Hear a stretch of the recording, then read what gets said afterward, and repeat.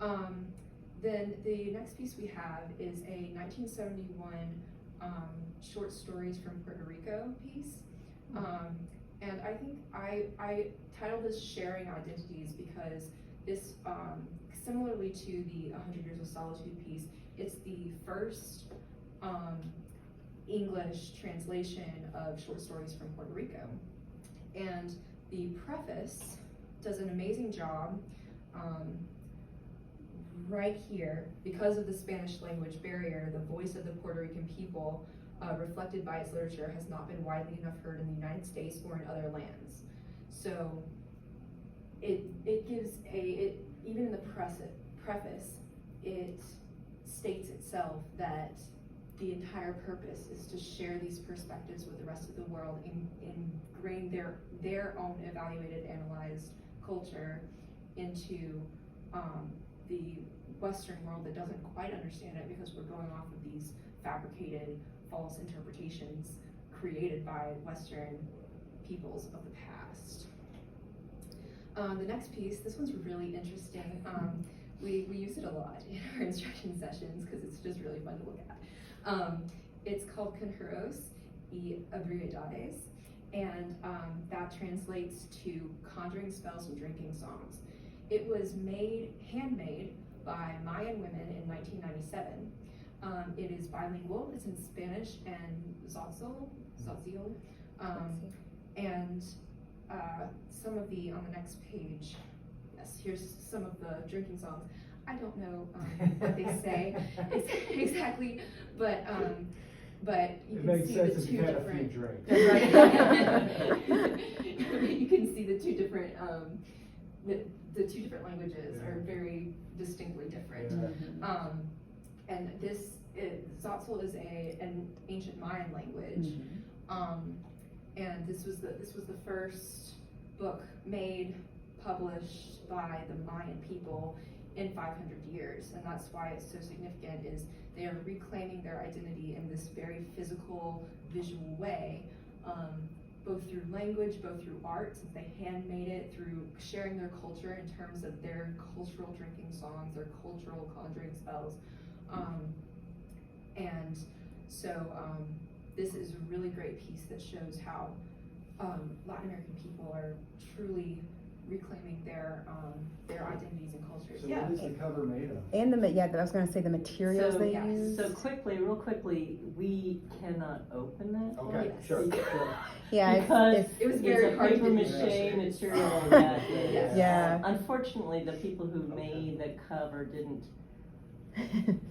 anticipate I think how it would affect the readability of the book. Yeah. But I know that there are reading copies. There are reading copies around, and it's, but to answer your question, it's some kind of paper relief. I think it's a combination of some kind of cardboard, herbs, corn, I think coffee. It's all natural materials from that area. all materials from that Making area. a statement that these are materials, from that. And we used to actually have that on display for a long time, and the Bentley was kind of creepy because the face is just Yeah. I like to call it the original Facebook. The original Facebook, exactly. And am I mistaken?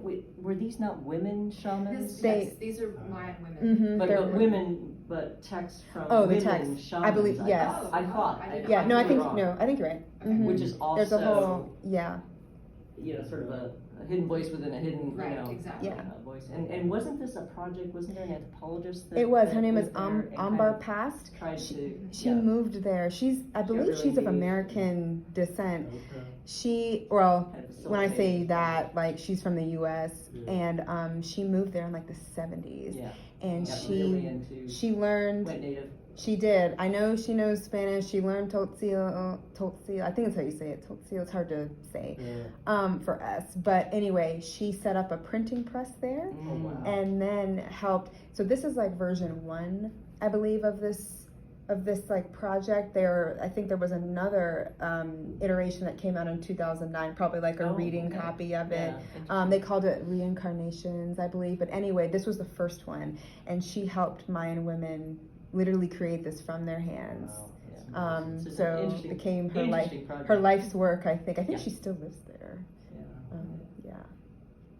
yeah, really interesting. Lots of stuff going on in that book. Yes, for sure. I hate that we can't open it very well. Okay. But yes, so kind of a similar aspect, especially because Conjuros is a piece of art.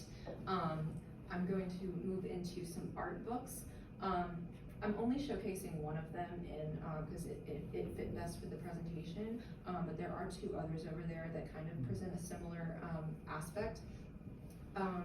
But in some ways, art can be a way of art is definitely a way of self-expression. It's and in many of the pieces presented in the Mexican art book, it is celebrating the culture.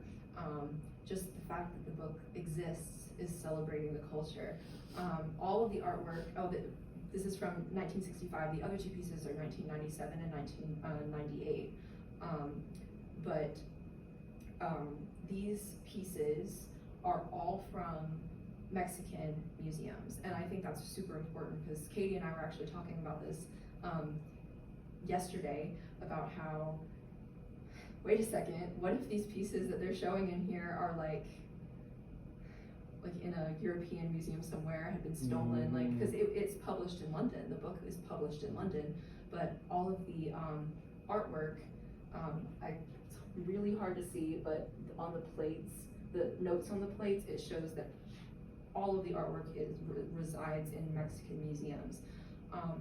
And so I believe that the artwork presented in that book, as well as the other two books, the other two art books, are a wonderful visual representation of the celebration of culture, the championing of Latin American cultures.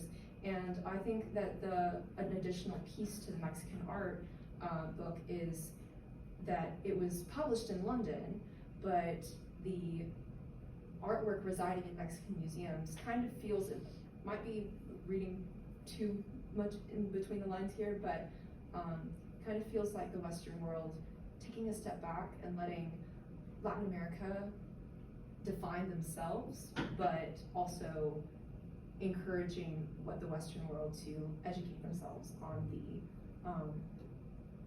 Latin American world as well. So kind of have a quick summary going through the timeline here. So from the DeBry piece, we can tell that false Western perspectives all the way back into the 16th century really dominated the literature, the history, and created these false narratives. And then the Atlas piece and many, many, many other maps. I mean, we might even be able to walk into a classroom on this campus and see a Mercator map. Where, I mean, they're that common. I remember my high school history classroom had a map exactly like that one. But the maps show that these histories and false narratives have been perpetuated over time and have continued to dominate the history simply through, I mean, lies and just misrepresentations of Latin America, as well as just the non-Western world in general. And then the 100 Years of Solitude piece is a great example of the evaluation, how Latin American people use their experiences and their culture and their artwork, like Gabriel Garcia Marquez did, and analyze it to then be shared with the rest of the world, like the Puerto Rican short stories piece, getting through that language barrier, translating things to English, French, German, Western languages that can help encourage other people to understand what Latin America really is in their own definitions and terms. And then the next part, reclaiming the Mayan women taking control of their own histories, finally having some agency, some historical agency there by creating their own works and presenting their own culture in the way that they want to, literally, physically, in a way that they have interpreted their history. And Addie, can I add just one thing? I like Yes. that you use the word reclaiming, because, like, for example, with Conjuros, I mean, that one, the Mayans had plenty of, texts that they were just burned and they were decimated during, eras of colonialism. So this being like the first book that they created again by themselves and for themselves, I love that you use the word reclaim, because again, it was just something that, went through a period of, I think, just trying to redefine who they were and get back. So Right, I love that. Exactly. Yes. And then, in a similar way of championing in their culture, moving on to the art, because it's also an art piece, is championing their culture, celebrating their culture, being proud of their culture, sharing it with the rest of the world in a very prideful sense, instead of being defined by these false narratives and these insulting narratives, finally being able to be happy with the way that their culture is being depicted. Not to say that there's not still work to be done, but there's definitely been a lot of progress throughout the years. And I hope that through the works that I've selected in the Bentley Rare Book Museum, that you can see that as well. So, yes, I will finish the bibliography. Oh, that's fun. Good job. Okay. So I do have a couple of Yeah, of questions course. for you. So, we know, for example, that Mayan culture, particularly Incan culture, Aztec culture, in many ways were more advanced than European cultures. Do we, and it kind of will dovetail into my second question, but do we see any, there is a sort of reclaiming, do we see this sort of pride of their history as well? I think so. I think that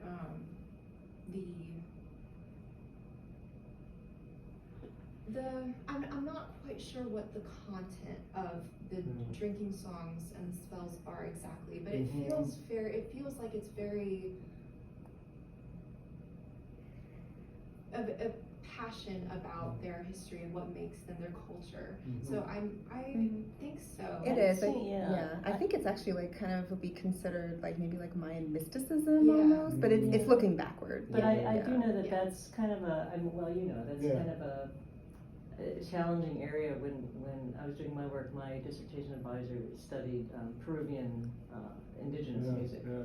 And of course there they were celebrating sort of this, Incan heritage, but then again, so far removed that it's, very much, it's hard to say, Sure.